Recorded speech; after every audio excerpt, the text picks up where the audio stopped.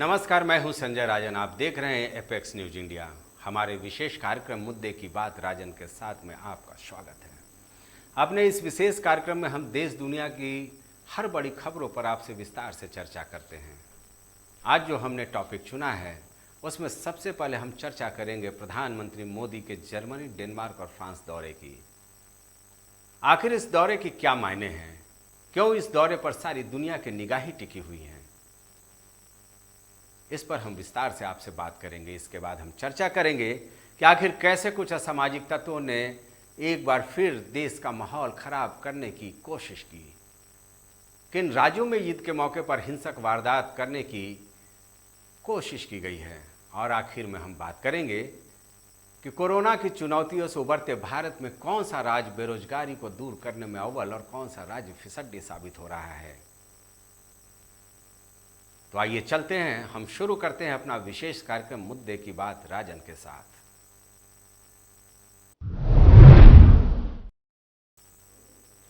देखा जाए तो दुनिया की खबरों में अमेरिकी राष्ट्रपति जो बाइडेन का अचानक पैदा हुआ इस्लामिक प्रेम अच्छा खासा चर्चा बटोर रहा है। बाइडेन ने व्हाइट हाउस में ईद के मौके पर आयोजित एक कार्यक्रम में ये कहकर सबको चौंका दिया। दरअसल मैं इसलिए कह रहा हूं चौंकाने वाली बात कि दुनिया भर के मुसलमानों पर हमला हो रहा है, हर तरफ मुसलमान हिंसा के शिकार हो रहे हैं। जो बाइडेन ने यह भी कहा कि इस तरह की घटनाओं पर विश्व में रोक लगाई जानी चाहिए। मुसलमानों की तारीफ करते हुए जो बाइडेन ने यहां तक कहा कि आज मुसलमान अमेरिका को मजबूती दे रहे हैं। इस्लामिक कट्टरपंथी ताकतों के ट्रेड टावर पर हमला के बाद मैंने शुरू में जो चौंकाने वाला शब्द इस्तेमाल किया था वो इसीलिए है कि इस्लामिक कट्टरपंथी ताकतों ने जब ट्रेड टावर पर हमला किया था उसके बाद संभवतः ये पहला मौका होगा जब व्हाइट हाउस से किसी राष्ट्रपति ने इस्लाम की न केवल तारीफ की है बल्कि दूसरे देशों को भी नसीहत देने की कोशिश की है कि मुसलमानों पर हो रहा हिंसा रोका जाना चाहिए। बहरहाल ये आज का हमारा मुद्दा नहीं है, लेकिन इन सब से हटकर आज हम चर्चा करेंगे पर अपने देश के प्रधानमंत्री नरेंद्र मोदी के यूरोपीय दौरे की। सबसे पहले आपको बता दूं कि इस साल का यानी 2022 का प्रधानमंत्री का यह पहला विदेश दौरा है।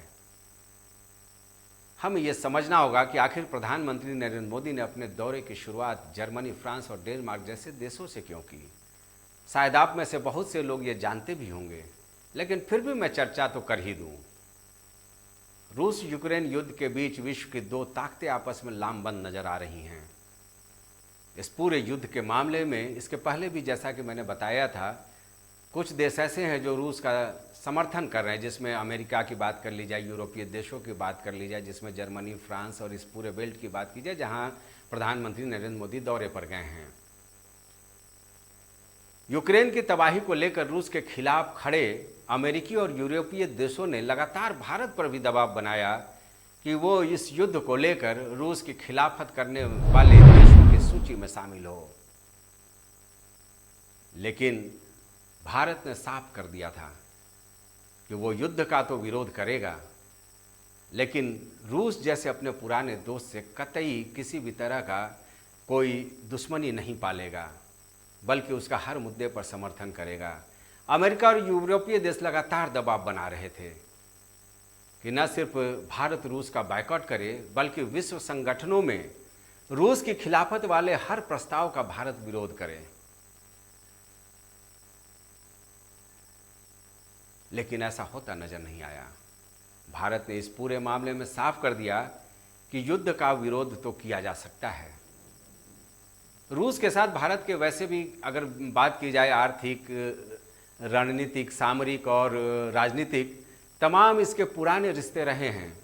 रूस हमेशा से भारत का मददगार रहा है, चाहे वो आपको टेक्नोलॉजी के क्षेत्र में हो या फिर आर्थिक स्तर पर देखा जाए, व्यापारिक स्तर पर देखा जाए, तो भारत ऐसे देश से कतई नहीं चाहेगा कि दूरी बनाए। भारत ये चाहता है कि इस पूरे विवाद का हल जो है वो बातचीत से निकाला जाए। भारत ये चाहता है कि इस पूरे विवाद को आपसी बातचीत से हल किया जाए, लेकिन भारत रूस पर किसी भी तरह के यूरोपीय देश की ओर लगाए जा रहे प्रतिबंध से इत्तेफाक नहीं रखना चाहता। खबर ये आई है कि यूरोपीय देश खासकर जर्मनी G7 के बैठक में भारत को पहले नहीं बुलाना चाहता था, लेकिन खुद जब प्रधानमंत्री नरेंद्र मोदी बर्लिन पहुंच गए, जर्मनी पहुंच गए, तो जर्मन चांसलर ने खुद प्रधानमंत्री को G7 मनाने का आमंत्रण दिया है। जाहिर सी बात है, यह कूटनीतिक जीत है प्रधानमंत्री नरेंद्र मोदी की इस दौरे पर वहां जाना। अब भ्रम की स्थिति साफ हो गई है। इतना ही नहीं, जर्मनी से करीब 10.5 अरब का एक व्यावसायिक अनुबंध भी भारत हासिल करने में कामयाब हो गया है। तमाम कार्यक्रमों में शामिल होने के साथ ही प्रवासी भारतीयों को भी मोदी जी ने संबोधित किया। इस संबोधन का जिक्र दरअसल मैं इसलिए करना चाहता हूं कि इसमें काफी कुछ प्रधानमंत्री ने ऐसे संकेत दिए हैं जो पूरे विश्व के लिए एक संदेश है। संबोधन में भारत के स्वाभिमान की छवि साफ तौर पर नजर आई। आगे बढ़ते भारत की तस्वीर प्रधानमंत्री ने लोगों के बीच रखने की कोशिश की। डंके की चोट पर ऐलान कर दिया कि अब भारत केवल अपने बेहतरी की बात सोचकर ही कोई फैसला लेता है। यानी संदेश साफ था कि भारत के हित की अनदेखी कर अब किसी भी के दबाव में कोई फैसला नहीं लिया जाएगा। जर्मनी के धरती से प्रधानमंत्री का ये ऐलान जो संदेश दे रहा है वो शायद यही है। अब भारत खुद में इतना मजबूत हो चुका है कि अमेरिका और जर्मनी जैसे देशों के दबाव में भारत की विदेश नीति तय नहीं होगी।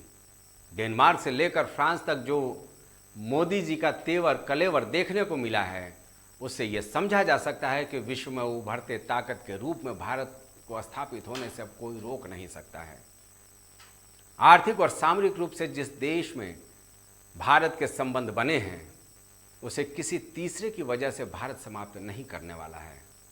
और हाँ, रूस यूक्रेन युद्ध के वक्त भी जिस तरह से भारत को यूरोपीय देशों में तवज्जो मिली है, वो भी आपने देखा है। किस तरह से अमेरिकी राष्ट्रपति ने खुद पीएम मोदी से बात की, रूस की तरफ से, यूक्रेन की तरफ से, सब तरफ से ये बात हुई कि इस युद्ध को रोकने के लिए भारत पहल करे। यह हमारे बढ़ती ताकत का ही एक तरह से परिचायक है। चलिए, यह सुखद एहसास है कि अपना देश इमर्जिंग वर्ल्ड पावर के रूप में अब धीरे धीरे विश्व में स्थापित हो रहा है। अब वक्त हो चला एक छोटे से ब्रेक का। ब्रेक के बाद हम चर्चा करेंगे कि आखिर क्यों कुछ मुट्ठी भर लोग देश का माहौल खराब करने पर आमादा हैं, वो भी धर्म के नाम पर। हमारे देश की परंपरा की खूबसूरती रही है अनेकता में एकता। फिर अचानक ऐसा क्या हो गया है कि आज पर्व त्योहार की खुशियां हिंसा की भेंट चढ़ाई जा रही हैं। हम सुरक्षा बल के साये में अपना पर्व त्योहार मनाने पर मजबूर हो रहे हैं। क्या कहती है ग्रहों की चाल? कौन सा उपाय बदलेगा आपकी किस्मत? आज क्या करें क्या ना करें, आपकी हर समस्या का हमारे पास समाधान। पंडित दीनदयाल मणि त्रिपाठी के साथ जल्द आ रहा है भाग्य कनेक्शन, सिर्फ एपेक्स न्यूज इंडिया पर सच के साथ। ब्रेक के बाद आपका एक बार फिर स्वागत है। तो हम चर्चा कर रहे हैं देश में लगातार सक्रिय कुछ मुट्ठी भर संगठनों की जो धर्म के ठेकेदार बनकर देश में लगातार माहौल खराब करने की साजिश में जुटे हैं। अयोध्या के सीसीटीवी फुटेज में जो दिखा वो किसी से छुपा नहीं है, उसका मैं विस्तार से चर्चा भी नहीं करना चाहता हूं।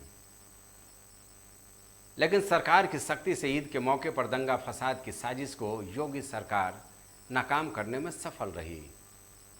लेकिन शायद ऐसी सक्रियता राजस्थान में देखने को हमें नहीं मिली। जोधपुर को जलाने की कोशिश की गई, तस्वीरें वजह वही झंडा, वही लाउड स्पीकर जो महाराष्ट्र से चलता हुआ पूरे देश में माहौल खराब करने पर उतारू है, आमादा है। दो गुटों में जमकर पत्थरबाजी हुई और देखते देखते हालात बेकाबू। चंद लोगों के गंदे इरादों की वजह से माहौल कैसा बिगड़ा, आपने तस्वीरें जरूर देखी होंगी। आगजनी, पथराव। जम्मू कश्मीर के अनंतनाग जिले में भी पथराव की घटना ऐसे ही देखने को आई। जो जानकारी आ रही है उसके मुताबिक यहां भी ईद की नमाज के बाद एक मस्जिद के बाहर पत्थरबाजी हुई। राजस्थान की बात की जाए या जम्मू कश्मीर की बात की जाए, दोनों जगहों पर प्रदर्शनकारियों ने सुरक्षा बलों पर पत्थर फेंके। दोनों जगह भारी तादाद में सुरक्षा बल तैनात हैं। आखिर ये कैसा माहौल बनाने की कोशिश हो रही है अपने देश में? अभी देश में रामनवमी के जुलूस के दौरान मध्य प्रदेश के खरगोन, गुजरात के खंभात और दिल्ली के जहां गुरुपुरी में जो भद्दी तस्वीर देखने को आई थी सांप्रदायिकता की, धर्म के नाम पर माहौल खराब करने का जो एक उतावलापन चंद लोगों में देखने को मिला था, इससे देश उबर भी नहीं पाया है। खरगोन में अभी भी हालात नासाज हैं, वहाँ पे तनावपूर्ण स्थिति है। भारी तादाद में सुरक्षा बलों के बीच वहाँ पर ईद की नमाज अदा की जा रही है कि फिर ये जो कुछ भी हुआ है राजस्थान और जम्मू कश्मीर में, और आने वाले दिनों में ऐसा लगता है कि इस माहौल को और भी दूसरे राज्यों तक ले जाने की कोशिश होगी जिन जिन राज्यों में चुनाव होने हैं। ये निश्चित तौर पर दुखद भी है, चिंता का विषय भी है। आज विश्व पटल पर भारत की अहम भूमिका होने जा रही है। हमें ये समझना होगा कि भारत को ताकतवर यहाँ की विविधता में समाहित है। भारत की ताकत यहाँ की विविधता में समाहित है। विविधता को व्यापकता में समझना होगा। यहाँ न केवल धर्म बल्कि जाति, भाषा, क्षेत्रीयता, ऐसे तमाम चीज़ों को साथ लेकर हम एक शक्तिशाली भारत की परिकल्पना करते हैं। कहने का अर्थ यह है कि भारत अगर विश्व में ताकतवर बन रहा है तो उसमें जात धर्म का कोई अहम भूमिका नहीं है, बल्कि इस विविधता में जो एकता की हमारी छवि है, चाहे वो किसी भी जाति का हो, चाहे वो किसी धर्म का हो, सब ने मिलकर भारत के विकास में अपना योगदान दिया है और इसलिए भारत आज शक्तिशाली देश के रूप में विश्व पटल पर देखा जा रहा है। ऐसे में अगर इस तरह की घटनाएं होती हैं तो इसका सीधा असर दुनिया की निगाह में भारत की छवि पर पड़ता है और हमें ये समझना होगा, हमें सोचना होगा कि भारत के नवनिर्माण में जो हर व्यक्ति की भूमिका है वो जात और धर्म से ऊपर की चीज़ है। जो भी हिंदूवादी या इस्लामिक कट्टरपंथी ताकतें हैं, अगर भारत की संपूर्णता को खंडित करने की कोशिश कर रहे हैं तो हम सबको उसका करारा जवाब देना चाहिए। अब देखिए, ताजमहल को लेकर फसाद की सुगबुगाहट भी शुरू हो गई है।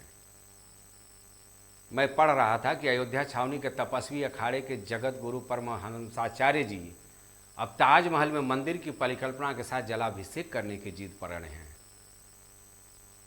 हालांकि योगी सरकार इस पूरे मामले में काफ़ी सचेत है और पुलिस ने इन महाशय को गिरफ्तार कर लिया।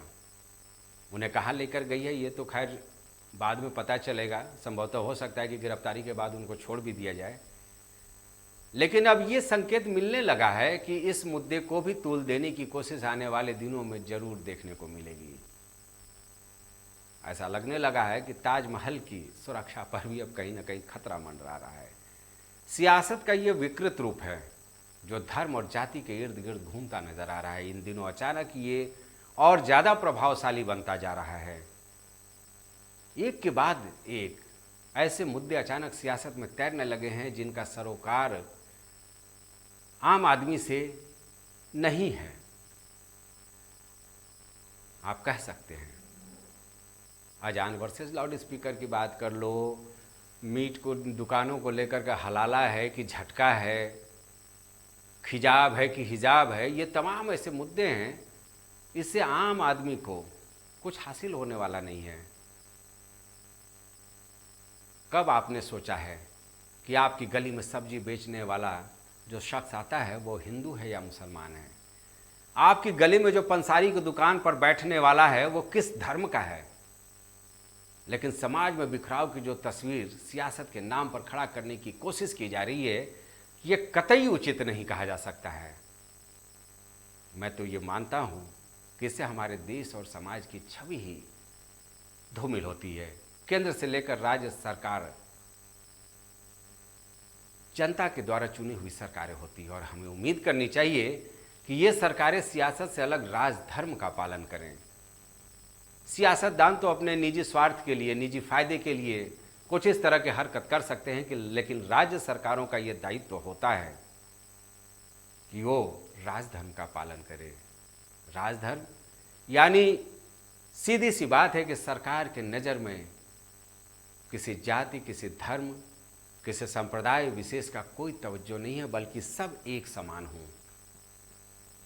अगर ऐसा होता है तो न तो रामनवमी पर माहौल खराब होगा और न ही ईद पर, और ये देश के लिए सुखद एहसास दे जाएगा। अब वक्त हो गया एक छोटे से ब्रेक का, मजबूरी है, क्या करें। चलिए कोई बात नहीं, तुरंत लौटा हूं। ब्रेक के बाद फिर बताऊंगा कि आखिर क्या है बेरोजगारी दर, किन राज्यों ने कोरोना के विकट हालात में रोजगार के क्षेत्र में बेहतर काम किया और कौन सा राज्य फिसड्डी साबित हुआ। दुनिया अपराध की कत्ल, अपहरण, चोरी, डकैती या हो फिरौती, बलात्कार जैसी कलंकित वारदात, हर अपराध के तह तक जाएंगे, करेंगे अपराधियों के हर जुर्म का हिसाब। अपराध से जुड़ी हर खबर जरायम, सिर्फ एपेक्स न्यूज इंडिया पर सच के साथ। ब्रेक के बाद आपका एक बार फिर स्वागत है। हम चर्चा कर रहे थे बेरोजगारी दर की। आखिर अलग अलग राज्यों में रोजगार को लेकर के क्या हालात हैं। सबसे पहले आपको बता दूं, क्योंकि ये एक बेहतर खबर है उत्तर प्रदेश के लिए, और इसलिए मैंने सोचा कि सबसे पहले आगे विश्लेषण करें। इसके पहले मैं ये बता दूं कि यूपी के लिए एक फील गुड करने वाली खबर है। उत्तर प्रदेश में सरकार के कामकाज, और इसमें काफ़ी अहम भूमिका कही जा सकती है one district one product program का। इसकी वजह से बेरोजगारी काफ़ी कुछ कम होती हुई नज़र आ रही है। आंकड़े बताते हैं कि यूपी में अभी बेरोजगारी दर महज 2.9% है, जो पिछले महीने यानी मार्च 2022 में ये 4.4% थी। उत्तर प्रदेश की योगी सरकार के लिए ये आंकड़ा राहत भरा है। दरअसल बेरोजगारी को लेकर हर महीने अभी एक आंकड़ा जारी होता है बेरोजगारी दर का। Centre for monitoring Indian economy एक सर्वे के जरिए ये आकलन करती है कि कहाँ पर देश की स्थिति कहें या राज्यों की स्थिति कहें, कितने लोगों को रोजी रोजगार मिला है, और इसको रोजगार दर का नाम दिया गया है। उत्तर प्रदेश की हालत की अगर बात की जाए तो ये दिल्ली, पंजाब, राजस्थान, केरल, पश्चिम बंगाल सरीखे कई राज्यों से बहुत आगे है रोजी रोजगार देने के मामले में। यह सुखद एहसास भी है यूपी के लिए, लेकिन देश में अभी हालात बहुत बदले नहीं हैं। पिछले साल और इस महीने की तुलना में बहुत थोड़ा सा फर्क नज़र आ रहा है। यानी अप्रैल 2021 और अप्रैल 2022 की बात करें तो बहुत मामूली सा सुधार देश में बेरोजगारी दर में देखने को मिल रहा है। अभी देश में बेरोजगारी दर 7.83% है, जबकि पिछले साल कोरोना काल में ये दर 7.90% रहा था। यानी मामूली सा ये गिरावट नज़र आ रहा है। यानी रोजगार देने में देश कुछ कदम आगे बढ़ पाया है पिछले साल की तुलना में। बेरोजगारी दर का जो आंकड़ा अभी आया है उसमें शहरी इलाकों में हालत ग्रामीण अंचल से खराब नज़र आ रहे हैं। यानी शहरी क्षेत्रों में बेरोजगारी दर 9.22% है, जबकि ग्रामीण अंचल में ये 7.18% है। दरअसल हर महीने बेरोजगारी पर आकलन देने वाली संस्था centre for monitoring Indian economy का मानना है कि महंगाई के बीच मांग घटने और इकोनॉमिक एक्टिविटी में थोड़ी गिरावट आने की वजह से बेरोजगारी के ये हालात बने हैं। अब ये भी जान लीजिए कि बेरोजगारी दर में सबसे अव्वल कौन सा राज्य है, यानी जिसने सबसे ज़्यादा लोगों को रोज़गार देने में कामयाबी हासिल की है, या जहां रोज़गार के हालात जो है वो बेहतर हैं। वैसे राज्यों की अगर हम तुलना करें तो 5 राज्यों का मैं जिक्र करूंगा जहां पर बेरोजगारी दर सबसे कम है। इसमें बात करते हैं हम हिमाचल प्रदेश की, छत्तीसगढ़ की, असम की, उड़ीसा की और गुजरात मध्य प्रदेश की। यहाँ पर बेरोजगारी दर अपने न्यूनतम स्तर पर है। आप देख सकते हैं ये आंकड़ा, जिसमें साफ तौर पर दिख रहा है कि यहाँ पर बेरोजगारी दर काफ़ी कम है। 0.02% से लेकर के 1.4% तक इन 5 राज्यों में सिमटा हुआ है। अब देखिए रोजगार देने में फिसड्डी राज्य कौन कौन से हैं। दिल्ली से सटा हुआ हरियाणा, खुशहाल पंजाब के बगल का हरियाणा, यहाँ बेरोजगारी दर अपने अव्वल स्तर पर है 34.5%। राजस्थान की बात करें, बिहार की बात करें, जम्मू कश्मीर की बात करें, गोवा की बात करें, ये वो 5% राज्य हैं जो रोजगार के मामले में काफ़ी पिछड़े हुए हैं। दरअसल कोरोना की बदहाली ने विश्व अर्थव्यवस्था को हिला कर रख दिया है। ऐसे में बेरोजगारी, महंगाई जैसे मुद्दे एक बड़ी चुनौती बने हुए हैं। अब देश के राज्य सरकारों को ये देखना होगा कि तमाम ऐसे बेवजह के विवादों में लोगों को उलझाने की बजाय एक विकास के रास्ते पर राज्य और केंद्र को लेकर के चलना चाहिए, देश को और प्रदेश को, जिससे रोजी रोजगार के नए अवसर पैदा हों। इकोनॉमिक कंडीशन जो है, इकोनॉमिक एक्टिविटीज़ जो है, उसको लगातार बढ़ावा मिले। अगर ऐसा होता है तो बेरोजगारी और महंगाई जैसे मुद्दों से देश और प्रदेश, देश और राज्य आसानी से निपट सकेंगे। तो ये था आज का हमारा विशेष कार्यक्रम मुद्दे की बात राजन के साथ। अभी मुझे दीजिए इजाज़त, फिर मिलता हूँ कुछ और अहम मुद्दों के साथ। हर बार की तरह आपको कोरोना के खतरों से भी आगाह कर रहा हूँ जाते जाते। ये बताना चाहता हूँ कि खुद भी सुरक्षित रहें और अपने परिवार को भी सुरक्षित रखें। और हाँ, मेरे इस प्रयास पर आप अपना फीडबैक ज़रूर दें। तब तक के लिए नमस्कार।